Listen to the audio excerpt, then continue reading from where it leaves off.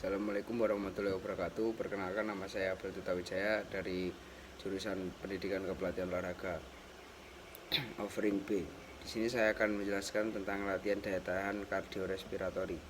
Daya tahan adalah keadaan atau kondisi tubuh yang mampu untuk bekerja dalam waktu yang lama tanpa mengalami kelelahan yang berlebihan setelah menyelesaikan pekerjaan tersebut dan masih memiliki cadangan tenaga untuk kegiatan rutin sehari-hari.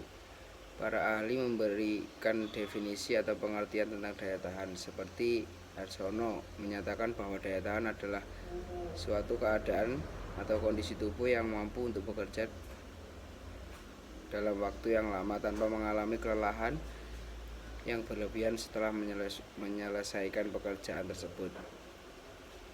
Kardiorespiratori adalah gabungan dari kardiovaskuler dan respirasi. Kardiovaskuler adalah yang berhubungan denyut jantung dan denyut nadi. Denyut jantung adalah jumlah denyutan jantung per satuan waktu, biasanya per menit. Denyut jantung didasarkan pada jumlah kontraksi vertikal. Denyut nadi adalah didasarkan pada jumlah kontraksi vertikal. Denyut nadi yaitu denyutan arteri dari gelombang darah yang mengalir melalui pembuluh darah sebagai akibat dari denyutan jantung. Respirasi adalah pertukaran oksigen dan karbon dioksida dari bahasa Latin re plus spire, sama dengan bernapas lagi. Kebugaran kardiorespirasi adalah ukuran seberapa baik tubuh Anda mampu mengangkut oksigen ke otot-otot Anda selama latihan berkepanjangan, dan seberapa baik otot Anda mampu menyerap dan menggunakan oksigen setelah disampaikan. Untuk menghasilkan energi, adenosin trifosfat melalui respirasi seluler yang dimaksud dengan kardiorespiratori. Endurance adalah kemampuan jantung dan kapasitas paru-paru dalam melakukan aktivitas kerja dalam waktu lama tanpa mengalami gangguan yang berarti. Hare menyatakan bahwa daya tahan dalam olahraga merupakan kemampuan untuk menahan kelelahan lebih lanjut. Kebutuhan akan daya tahan semata-mata tidak hanya pada saat kompetisi berlangsung, akan tetapi diperlukan juga pada saat latihan atau pada aktivitas lainnya. Dengan kata lain, jika seseorang memiliki daya tahan yang prima, akan cepat mengalami pemulihan setelah melakukan kerja yang berat. Pengertian yang relatif sama dikemukakan oleh Harsono, bahwa daya tahan dapat dibagi menjadi tiga bagian, yaitu daya tahan spesial yang yaitu kemampuan tubuh untuk melawan kelelahan. Daya tahan otot lokal yaitu kemampuan tubuh untuk melawan kelebihan submaksimal, dan daya tahan umum yaitu kemampuan tubuh dalam melawan kelelahan dengan intensitas rendah waktu lama. Lalu ada manfaat dan tujuan. Salah satu fungsi utama jantung adalah sebagai alat transportasi pengangkut gas, oksigen, dan karbon dioksida.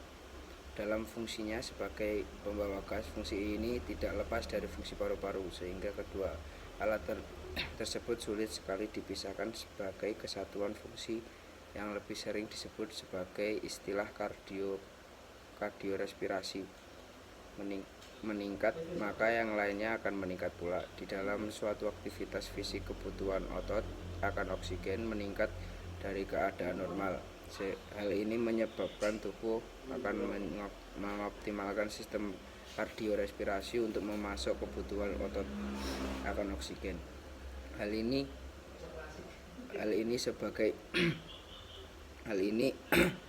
membuat kerja jantung akan naik sesuai dengan tingkat berat aktivitas latihan tersebut. Parameter untuk mengukur pengetahuan berat atau tidaknya suatu latihan seseorang adalah bisa dengan melihat sistem kardiorespirasi.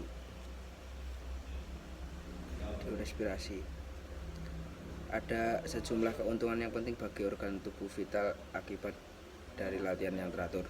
Yang pertama, pengaruh latihan terhadap kesehatan umum otot jantung.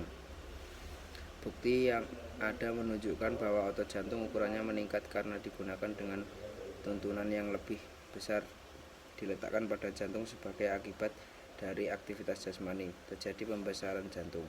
Yang kedua, ada pengaruh latihan terhadap isi sedenyut. Hasil penelitian pada atlet pada umumnya disepakati bahwa jumlah isi darah pendenyut jantung lebih besar dipompa ke seluruh tubuh daripada orang yang tidak terlatih. Yang keempat, ada pengaruh latihan terhadap denyut jantung. Hasil tes dari atlet olimpiade diperoleh bukti bahwa individu yang terlatih mempunyai denyut jantung yang tidak cepat bila dibanding dengan orang yang tidak terlatih. Yang keempat, ada pengaruh latihan terhadap tekanan arteri. Banyak eksperimen menunjukkan bahwa peningkatan tekanan darah pada orang terlatih lebih sedikit daripada orang yang tidak terlatih. Yang kelima, pengaruh latihan terhadap pernafasan. Pernafasan dada bertambah luas. Hal ini terjadi semasa pertumbuhan, tetapi tidak ada pada masa dewasa. Lalu yang keenam, pengaruh latihan terhadap sistem otot. Itu sarkoma dari serabut otot menjadi lebih tebal dan kuat. Yang kedua, ada ukuran otot bertambah. Yang ketiga, kekuatan otot meningkat. Yang keempat, daya tahan otot meningkat. Yang kelima, terjadi penambahan jumlah kapiler. Faktor-faktor yang mempengaruhi latihan daya tahan kardiovaskuler adalah genetik. Faktor genetik dipengaruhi oleh sifat-sifat spesifik yang ada dalam tubuh seorang sejak lahir. Yang kedua, ada faktor umur. Umur mempengaruhi hampir semua komponen kebugaran jasmani. Daya tahan kardiovaskuler menunjukkan suatu tendensi meningkat pada masa anak sampai sekitar 20 tahun dan mencapai maksimal di usia 20 sampai 30 tahun. Dan ada faktor jenis kelamin. Kesegaran jasmani atau pria dan wanita berbeda karena adanya perbedaan ukuran tubuh yang terjadi setelah masa pubertas. Daya tahan kardiovaskuler pada usia anak-anak antara pria dan wanita tidak jauh berbeda.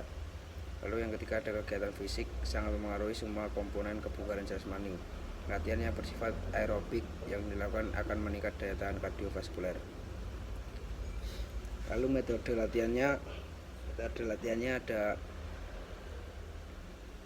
metode latihan dalam melatih daya tahan otot dapat juga melatih melalui latihan-latihan yang diungkapkan oleh Harsono. Dua sistem latihan yang dapat menjamin peningkatan daya tahan, yaitu fartlek dan interval training. Fartlek adalah bentuk latihan yang dilakukan dengan lari jarak jauh seperti halnya pada cross country.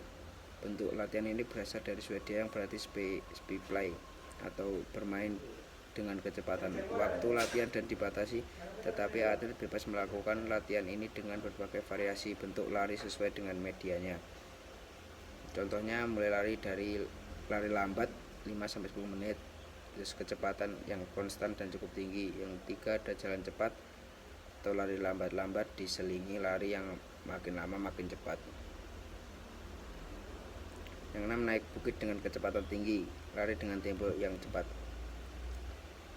Yang kedua, ada internal training. Pada akhir-akhir ini sistem latihan interviasi mulai digunakan untuk semua cabang olahraga: atletik, balap sepeda, mendayung, dan macam-macam permainan. Contoh latihannya yaitu jarak lari ditentukan 1600 meter. Terus waktu untuk menempuh jarak 400 mili itu menempuh waktu 60 detik. Lalu waktu istirahatnya 120 detik. Untuk lari pertama, latihan metode digunakan dengan 2-3 kali terlebih dahulu. Lalu untuk memperberat latihan, di samping pengurangan waktu istirahat pada meningkatkan bentuk istirahat dari jalan cepat atau lari kecil, cara peningkatan beban dapat pula dengan memperberat salah satu dari faktor di atas dikombinasikan. Misalnya jaraknya yang ditambah, 2 ulangan yang diperbanyak, 3 waktu yang dipercepat. Terima kasih dari saya. Wassalamualaikum warahmatullahi wabarakatuh.